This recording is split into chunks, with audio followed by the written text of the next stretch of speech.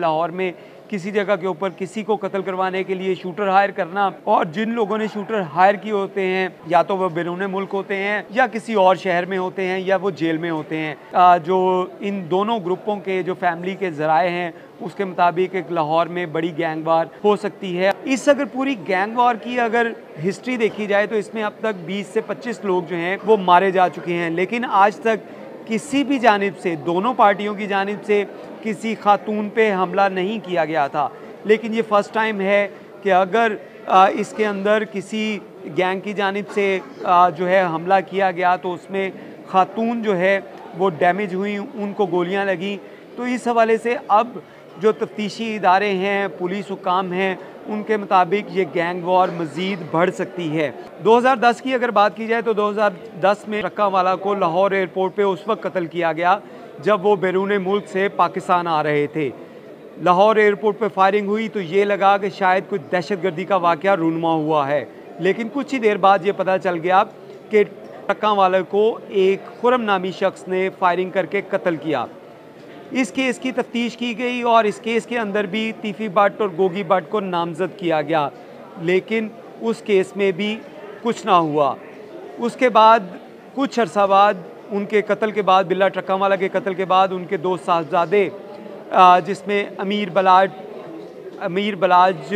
और उसके साथ अमीर मौसब, ये पाकिस्तान आए।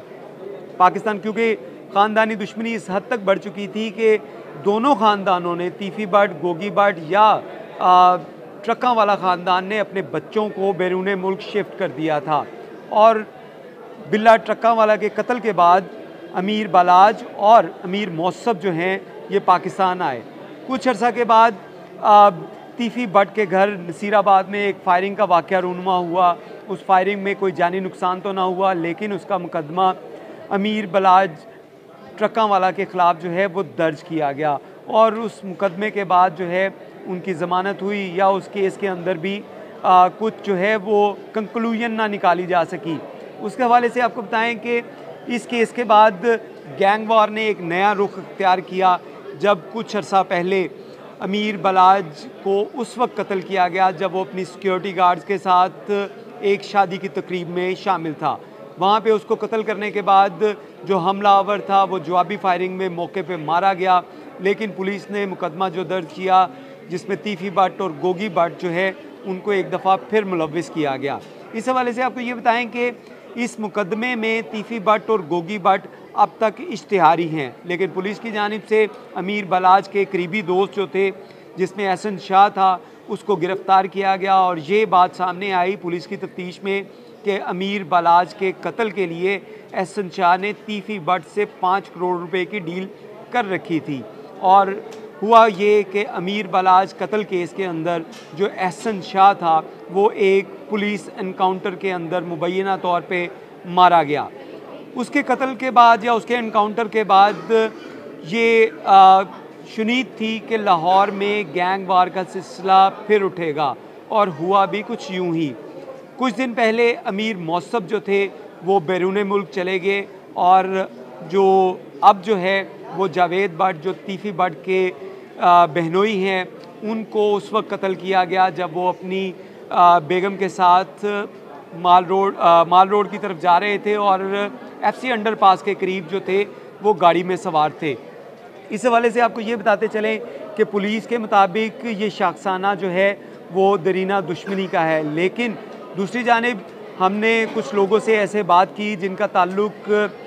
तीफ़ी भट्ट या उनके ख़ानदान से है, तो उनका कहना था कि जावेद भट्ट एक कारोबारी शख्सियत था, फर्नीचर का काम करता था, उसका इस जो गैंग वार या इन तसादुम में या किसी झगड़े में उसका कोई लेना देना नहीं था। लेकिन ये चिंगारी उस वक्त बढ़ी है जब जावेद भट्ट के कत्ल के साथ साथ उनकी अहलिया के ऊपर भी फायरिंग का वाक़या रूनुमा हुआ। इस अगर पूरी गैंग वार की अगर हिस्ट्री देखी जाए तो इसमें अब तक 20 से 25 लोग जो हैं वो मारे जा चुके हैं, लेकिन आज तक किसी भी जानिब से, दोनों पार्टियों की जानिब से किसी खातून पे हमला नहीं किया गया था। लेकिन ये फ़र्स्ट टाइम है कि अगर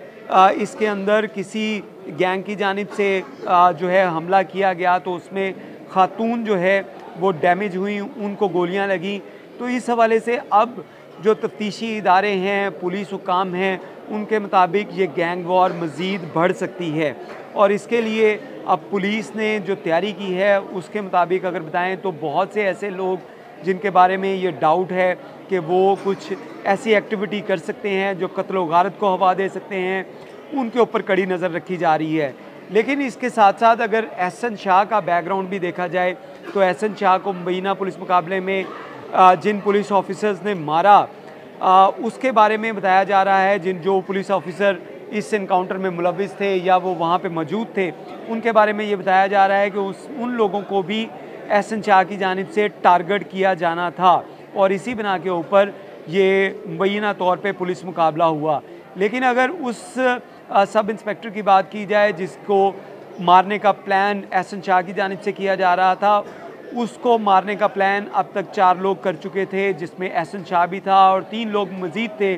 जिनको पुलिस एनकाउंटर में वो तमाम के तमाम लोग मारे जा चुके हैं। और पुलिस की मुद्दत में जो मुकदमात दर्ज किए गए उसमें यह बताया गया कि CA का जो सब इंस्पेक्टर है शकील भट्ट, उसको मारने की प्लानिंग की जा रही थी और जो मारने वाले थे वो लोग तो इनकाउंटर में मारे गए, लेकिन उनके साथ साथ जो उनके फैमिली मेम्बर थे उनके ख़िलाफ़ भी मुकदमा दर्ज किया गया। तो ये गैंग वार जो है वो लाहौर में क्या होने वाली है, इस हवाले से पुलिस के जो आला हुक्काम हैं और कुछ जो इन दोनों ग्रुपों के जो फैमिली के ज़राए हैं उसके मुताबिक एक लाहौर में बड़ी गैंग वार हो सकती है। और उसके लिए अगर बैकग्राउंड में जाया जाए तो ये वाक़यात जो हैं ये बहुत आसानी के साथ रूनुमा होते नज़र आते हैं। लाहौर में किसी जगह के ऊपर किसी को कत्ल करवाने के लिए शूटर हायर करना, और जिन लोगों ने शूटर हायर किए होते हैं या तो वह बैरून मुल्क होते हैं या किसी और शहर में होते हैं या वो जेल में होते हैं। तो इस तरह के वाक़यात की रोकथाम के लिए यकीनी तौर पे पुलिस, कानून नाफिज करने वाले इदारों को अपना किरदार अदा करना होगा ताकि लाहौर में ऐसी गैंग वार जो है वो सर ना उठा सके और मज़ीद जो लोग हैं वो कत्ल व गारत से महफूज रह सके। जी, YouTube पर गूगली न्यूज देखने के लिए youtube.com की सर्च बार में गूगली न्यूज TV टाइप करें। गूगली न्यूज के पेज पर सुर्ख रंग के सब्सक्रिप्शन वाले बटन पर क्लिक करना